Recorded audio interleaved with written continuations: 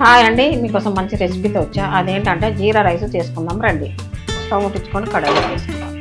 కడాయి వేడెక్కిందండి, ఒక స్పూన్ నెయ్యి వేసుకోవాలి. నెయ్యి వేడెక్కిందండి, 2 బిర్యానీ ఆకులు వేసుకోవాలి. మసాలా దినుసులు, లవంగా, చెక్క, యాలకులు వేసుకొని మంచిగా ఇట్లా ఫ్రై చేసుకోవాలి.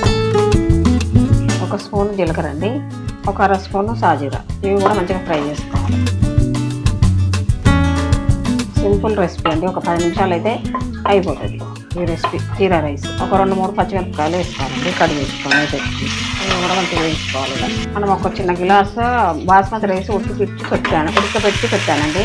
ఈ రైస్ ఇందులో వేసేసుకొని మంచిగా కలుపుకోవాలి. సింపుల్ రెసిపీ అండి, ఒక 15 నిమిషాలు అంటే 15 నిమిషాలు. కొద్దిగా సాల్ట్ వేసుకోవాలండి. జీరా రైస్ రెడీ అయిపోయింది. మనం ఒక గిన్నెలో వేసేసుకుందాము జీరా రైస్. స్టవ్ కూడా ఆపేసుకుందాము.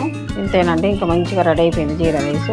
ఎవరైనా చేసుకోవచ్చు ఈజీగా. మనం ఒక ప్లేట్లో పెట్టేసుకుందాం జీరా రైస్. ఈజీగా అంటే ఈజీగా అండి, చిన్న పిల్లలు చేసుకోవచ్చు, పెద్దోళ్ళు చేసుకోవచ్చు, ఎవరైనా చేసుకోవచ్చు. బాస్మతి రైస్ తోటి చేసుకోండి. మామూలు రైస్ అయితే అంత మంచి ఫ్లేవర్ ఉండదు. ఇదైతే మంచి ఫ్లేవర్గా ఉంటుంది, చాలా బాగుంటుంది జీరా రైస్ బాస్మతి రైస్ తోటి.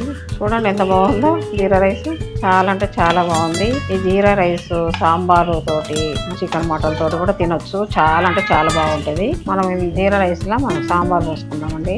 సాంబార్ కూడా ఇప్పుడే చేసానండి నేను. మంచిగా అంటే మంచిగా కలుపుకొని తినొచ్చండి హాయిగా. ఇవాళ తినొచ్చండి, ఇలా మంచిగా అంటే మంచిగా తినొచ్చు.